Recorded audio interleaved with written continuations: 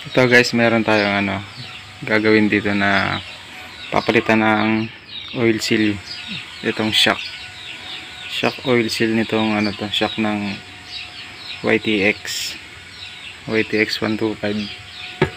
Yan, ito dahil natagas na yan, sira na yung oil seal nya. Ito yung dalawang to, sira na. Yan, ganun lang pag tatanggalin natin dito, sisikwatin lang natin yan dyan, yung oil seal. Tapos mayroong yan, may nakalagay na ganito na lock dito, nakalock yan dyan. Tapos yan.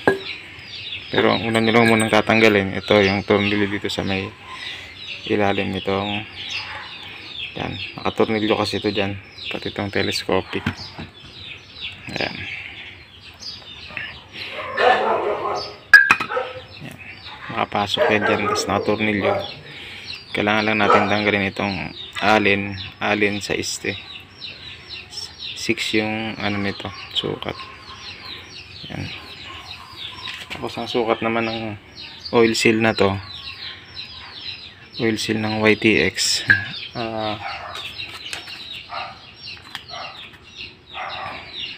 30 42 11.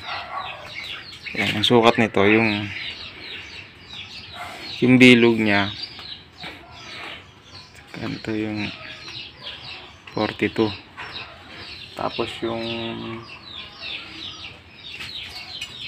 dito niya sa itong gitna niya, yan yung bilog niya yan sa loob, yung pinaka ito 30. Tapos yung kapal niya 11, kaya 30 42 11. Ito 11 yung kapal niya. Tapos yung pinaka bilog niya 42. Tapos itong nasa loob, yung bilog nung nasa loob 30. Parang same siya nung Barako 2 na negro, Barako 2 negro, halos magkasing laki sila, pare sila yung Barako 2. Yan ang gagawin lang natin. Siyempre na matanggal na natin, sinikwat lang ng natin itong lumang oil seal dito. Yan, ito lang yung pinansikwat natin. Sisikwatin nyo lang siya na pag dito, sisikwatin nyo lang na pag lalabas na yan. Yan, gaganyan nyo lang siya, sisikwatin nyo siya paangat. Medyo matigas lang yan pagka sinikwat nyo, medyo yan, peperse nyo lang. Yan, kasi ipapasok na natin yung oil seal. Ito, dilinisan nyo muna yan, then pagka nalinisan na, saka na natin to ipapasok. Yan, yung nasa ibabaw nya yung number, yung may number, ayun yung nasa ibabaw. Mapapansin nyo naman yan, may number yan, nandiyan nakalagay yung 30 42 11. Ito sa ilalim to. Bali pag ganyan siya pag pinasok natin. Yan, pag ganyan yan. Tapos i-press nyo lang paloob yan hanggang sa magkasya na yung lock dito, kasi dito yung lock nya. Yan, ipasok muna natin. So ito guys, naipasok na natin yung oil seal. Pwede nyo naman pukpukin gamit yung dating oil seal. Yan, papasok sa loob. Yan, tapos saka nyo i-press or pukpukin nyo na lang, na ingatan nyo lang na hindi masira. Tapos ilalagay nyo lang itong lock, ganyan lang siya. Yan,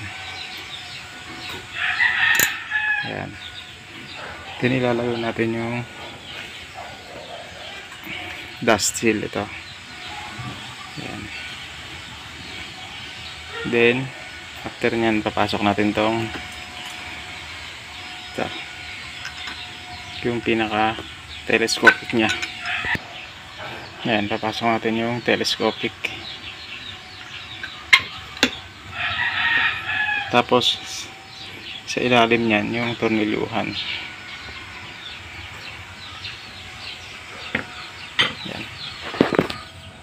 Ito yung tornilyuhan na dito.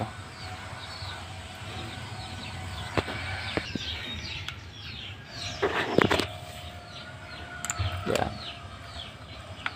Gamit lang kayo ng alin na size. Yan. Yan. Tapos higpitan nyo lang. Pag mahigpit na, okay na yun. Tapos lalagyan lang ng langis. Tapos yung after na mahigpitan na natin, halimbawa yung ano, nut din ito. Tatanggalin naman natin itong ito. Dito tayo magsasari ng langis.